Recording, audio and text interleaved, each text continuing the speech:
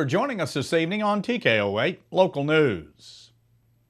Well, a man accused of murder who broke out of the Searcy County Jail in Marshall is back behind bars after being captured late last night after being on the run for 2 days. 31-year-old Matthew Armstrong was arrested by Searcy County Sheriff's deputies and U.S. Marshals after he was discovered hiding in a church in Marshall. No other details of his capture have been released at this time. Sheriff Joey Pruitt says another inmate, Jason Christian, created a disturbance within the jail and assaulted a deputy jailer on Saturday evening, allowing Armstrong and another inmate, Jason Brannon, to escape. Brannon was held on account of failure to register as a sex offender, and he was caught Sunday morning by the Marshall Police Department. Well, the long-awaited official closure of the Neighbors landfill in northern Baxter County is just days away. Belinda Caldwell, who is the Ozark Mountain Solid Waste District's executive director, says about a half-inch of a sand polymer mix is being placed on top of the closure turf. With the official closing of the landfill under the guidance of the Arkansas Department of Environmental Quality, a 30-year monitoring and management process begins for the Ozark Mountain Solid Waste District. Caldwell says the district will be responsible for monitoring the leach and methane production at a cost of $20 million. 32-year-old Evelyn Campbell of Yellville has been escorted to the front office of the Marion County Detention Center on June 27th to meet with a bail bondsman, but then she ran out the front door. Her escape occurred as Campbell and the bail bondsman had a disagreement when she was informed of the cash down payment on her bond. According to the probable cause affidavit, Campbell ran from the Sheriff's Department property into the Stonehill apartment complex where she was captured. Back at the jail, Campbell was handcuffed to a security bench until she could be changed back into the detention clothing and processed back into the system. While on the bench, she was able to slip her left hand out of the handcuffs and then exited the building through a window. She was eventually located at the same apartment complex about an hour later. A woman arrested after she chased a man down a highway armed with a knife entered a not guilty plea to charges of aggravated assault and disorderly conduct during a session of the Baxter County Circuit Court. The incident leading to the 35-year-old Victoria Carpenter's arrest began when officers responded to a call earlier this month reporting a woman armed with a knife was standing in the middle of the highway. An Arkansas State Police trooper observed Carpenter standing in the road and saw the knife. He ordered Carpenter to drop the weapon, but she began walking toward him, still clutching the knife. The trooper ordered her to drop the weapon a second time, and she complied. Carpenter allegedly pulled a knife and began chasing the victim, 56-year-old Randy Delbeck of Gassville. The victim eventually made it to a neighbor's house, but Carpenter was reported to have stood outside the residence until officers showed up. Carpenter has refused to give officers an explanation for the alleged attack. She is currently free on $10,000 bond. Well, the House of Hope is in the middle of its annual fundraiser, and officials hope to make the most of an anonymous matching donation. Bill Knipe, who is the House of Hope board president, said the agency would, in the past years, have fundraising activities numerous times, but now they're trying to do just one single drive without a specific activity. Knipe said the House of Hope has been serving about 500 meals a month, but in June they served an additional 36 meals. Knipe adds that almost 60 clients were served during the months of June, including 12 new clients. About 3/4 of those clients are from the immediate area, 9% from counties less than 50 miles away, and 16% from counties more than 50 miles away. Knipe says their goal is to reach $60,000, which includes a matching donation of $20,000. Donations are tax deductible. Stay with us. Be back in a moment. We'll take a look at some headline news from around the region as TKO 8 News continues.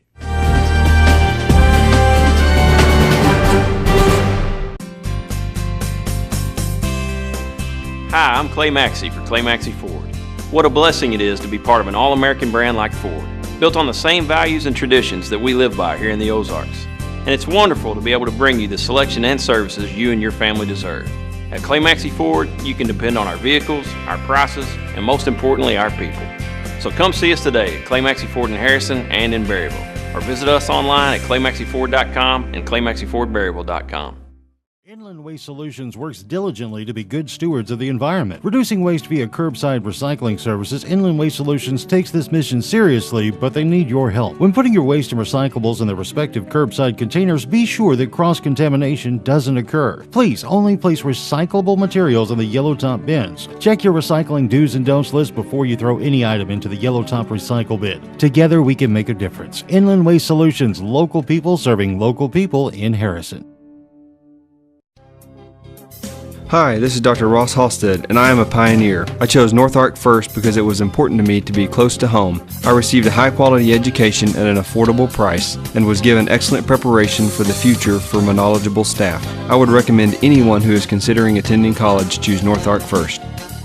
Enroll now for fall classes. Classes start August 20th. For quality, value, and convenience, think North Ark first. We're your college.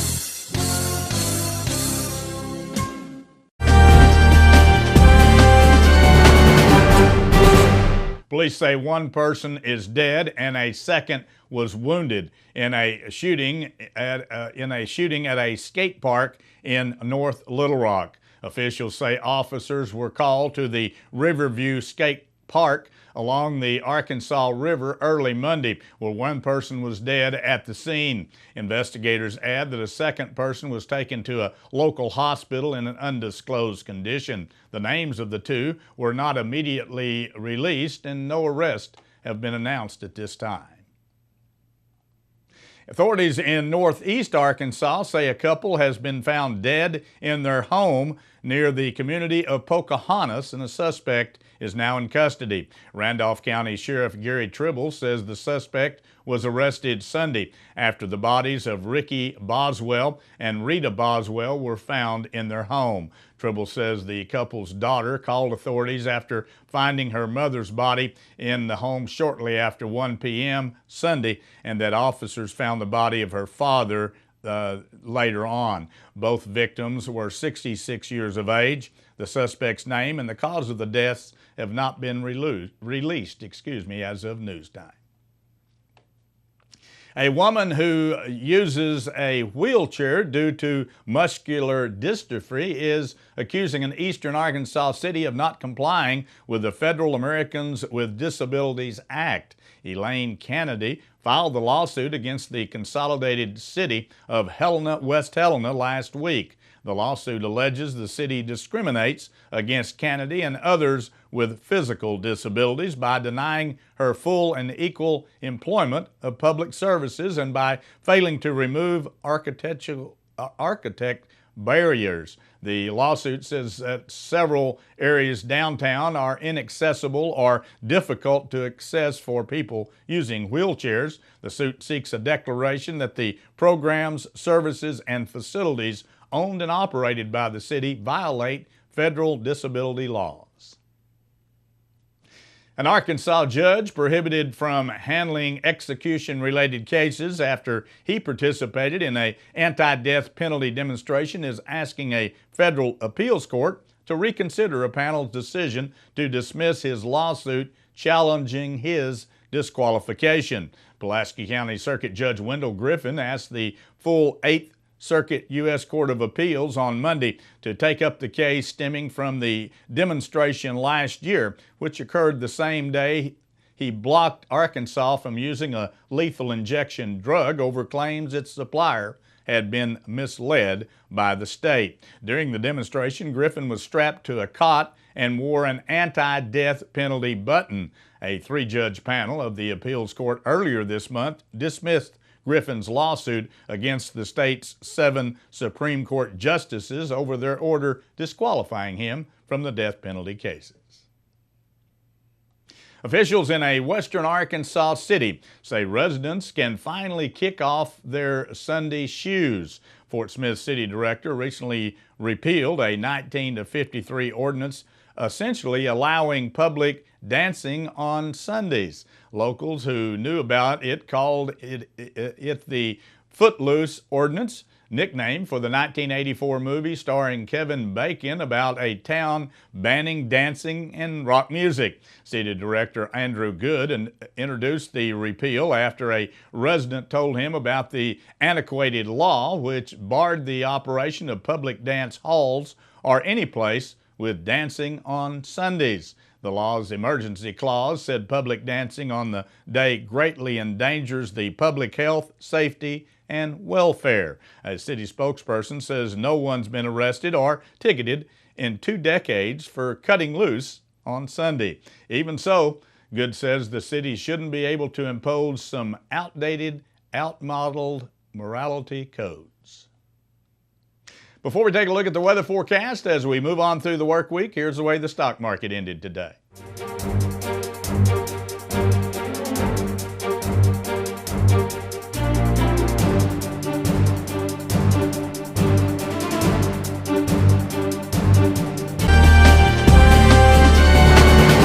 Finally got a little bit of rain yesterday afternoon around the viewing area, some places more than others, about 2/3 of an inch here in Harrison proper.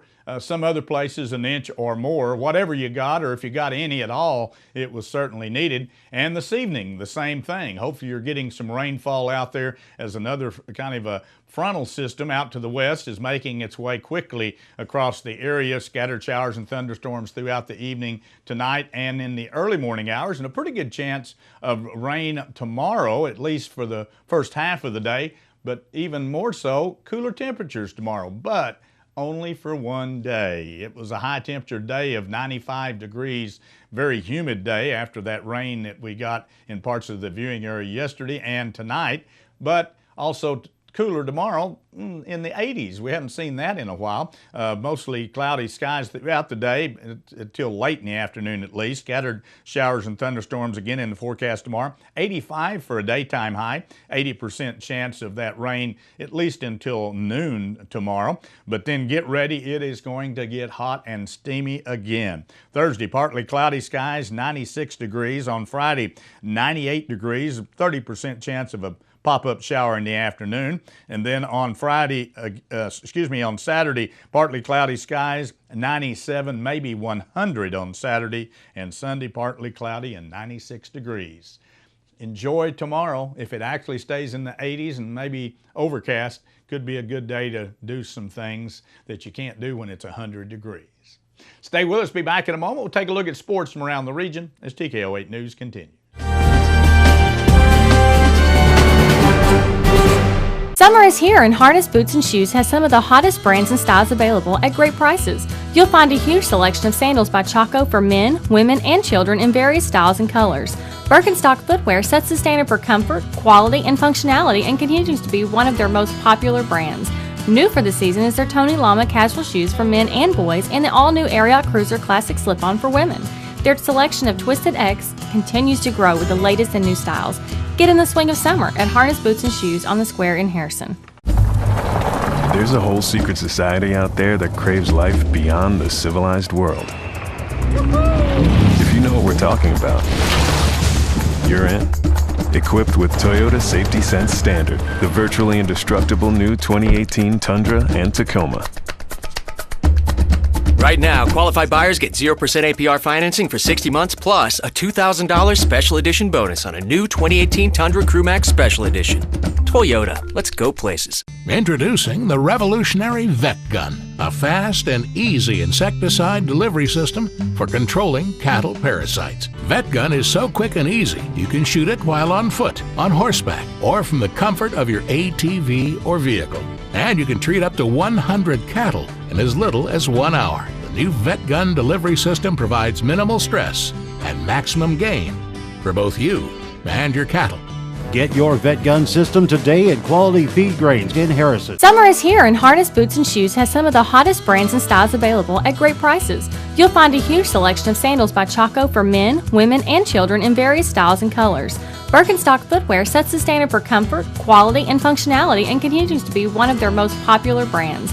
New for the season is their Tony Lama casual shoes for men and boys and the all-new Ariat Cruiser Classic Slip-On for women. Their selection of Twisted X continues to grow with the latest and new styles. Get in the swing of summer at Harness Boots and Shoes on the Square in Harrison.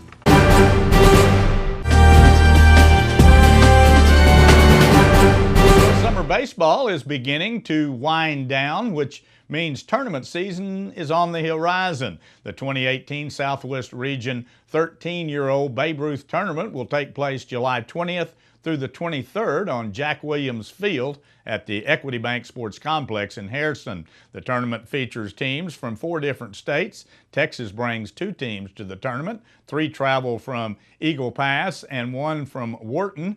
Madisonville will travel north from Louisiana, and Burton will arrive from Alabama. Harrison and Benton round out the field from Arkansas. The bracket will be double elimination, with the opening game taking place Friday morning at 10 a.m. and will finalize on either Sunday afternoon or Monday, depending on how far the losers bracket advances. Harrison and Madisonville, Louisiana will be the opening game on Friday at 10 a.m.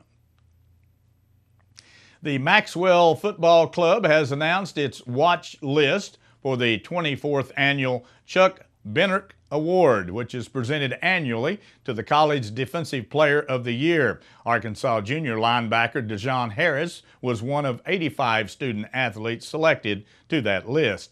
An all-SEC selection last year, Harris led the Razorbacks in total tackles, tackles for loss, and sacks. He recorded 10 or more tackles in 7 games, including 6 in SEC play, to tie for the league's lead. Harris and fellow Razorback Drew Greenhall were the only SEC teammates to each record 100 or more tackles in 2017. Only 6 other football subdivision programs enter 2018 with multiple returning players who recorded at least 100 tackles last year. Semifinalists for the award will be announced October 29th, while 3 finalists will be unveiled November 19th. The winner will be announced as a part of the Home Depot College Football Awards show held on December the 6th. LSU's Ed Oregon